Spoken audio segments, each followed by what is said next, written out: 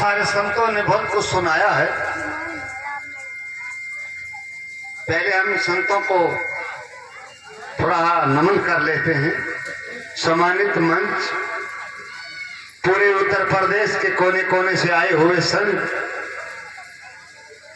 और माताएं भी उत्तर प्रदेश की तो नहीं है, कोई एक आध बाहर से भी आई होगी, उनको भी और पुरुष भक्त लोगों को भी कहते हैं गुल खिले गुलशन खिले, खिले हर एक की जिंदगी। सभी सुनने वालों को हरियाणा से आए संत गुलशन दास की तरफ से त्राईवार बंदगी साहिब बंदगी। तो हम शुरुआत करते हैं। एक राजा और उनके वजीर जंगल में शेर करने की तरफ चले जाते हैं। तो शेर करने गए थे, भाव बदल गया कि कोई शिकार कर। अब राजा, भैया ए भैया, आप ना ले जाओगे और ना किसी को ले जाने दोगे, बच्चों को हटाओ, आप भी हट जाओ, दूर से सुनो। आपके घर में करवा हो रहा है तो कोई इसका मतलब नहीं दूसरे की व्यवस्था बिगाड़ देंगे, सब बना के रखिए। तो बादशाह का मन बन गया कि शिकार किया जाए। वजीर की तरफ इशारा किया, कदम जंगल की तरफ और बढ़ा दिए। बढ़ते बढ़ते बढ़ते बढ़ते पीछे शिकार कोई नहीं मिला।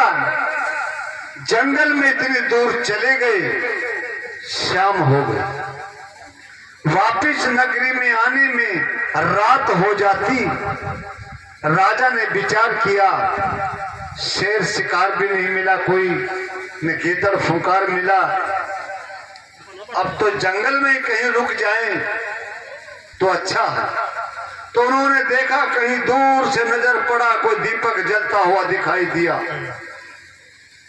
तो राजा ने सोचा कि इधर दीपक जो जल रहा है, यहाँ जंगल में जरूर कोई ना कोई इंसान हो, क्यों ना उसकी तरफ चला जाए और रात यहीं गुजारी जाए। तो राजा और राजा का वजीर कदम बढ़ा दिए, दीपक की तरफ चले गए।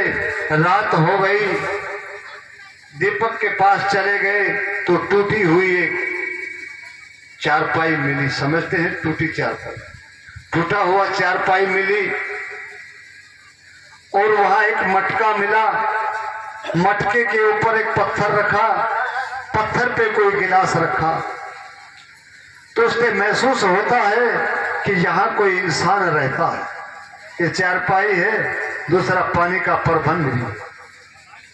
अब वो राजा उस चारपाई पे लौट गए। जो मखमल गलीचा लगते थे, पहरेदार डोडी देते थे, आज वो राजा जंगल में टूटी चारपाई पे आराम करता। तो इतनी देर में वो भगत जो वहां रहता था, लक्कड़हारा, वो आ जाता है और उन्हें देख करके सुना था कि फला नगरी का राजा ऐसा ऐसा है, देखा नहीं। कि फला नगरी का राजा ऐसा है, देखा नहीं। उसको देख करके वो कभी धरती को नमन करता है, कभी अपने दीपक को नमन करता है, कभी भाग भाग कर उस राजा के चरण छूता है।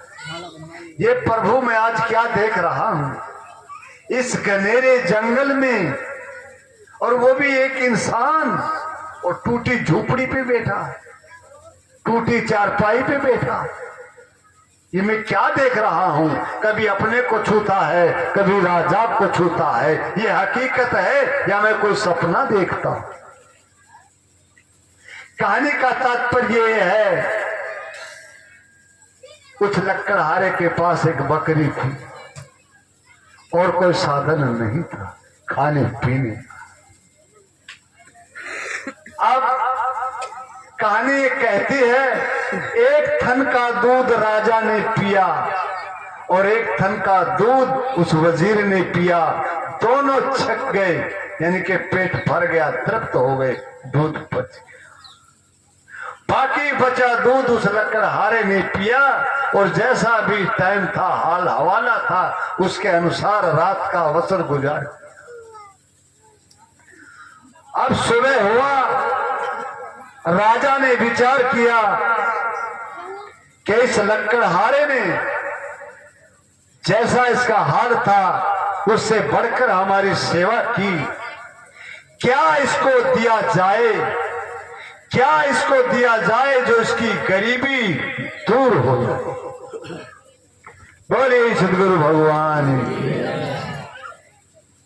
जहां जहां बात का काफला आता है, जहां जहां बात में सार आता है, सामने वाला वक्ता देखने वालों को तालियों की गड़गड़ाहट चाहता है, पता चले क्या ये जिंदा है या सुन भी रहे हैं या मुर्दा।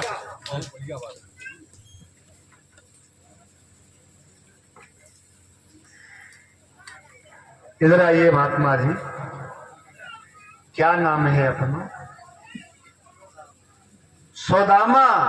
अरे वाह सुदामा, एक था वो कृष्ण, एक था वो कृष्ण जिसके दर पे सुदामा गया था, वो गरीब सुदामा था, और एक ये धनवान सुदामा है जो साधु के भेष में हरियाणा से आए संत को मान लिया जाए 121 रुपया पुरस्कार करता है। एक जोरदार तालियां हरियाणा से आए संत को दान करने वाले को, वो जोरदार तालियां। मालिक कहीं है जिसको गुरुदेव कहते हैं, इसकी शक्ति है। मैं कहता हूं हमें जो दान दिया है, आपका अन्न धन घर द्वार जो भरा रहे उसका, और माया इतनी बरसती रहे, कोई संत आए उसको दोनों हाथें लुटाते रहे, खजाना कभी ना खाली हो।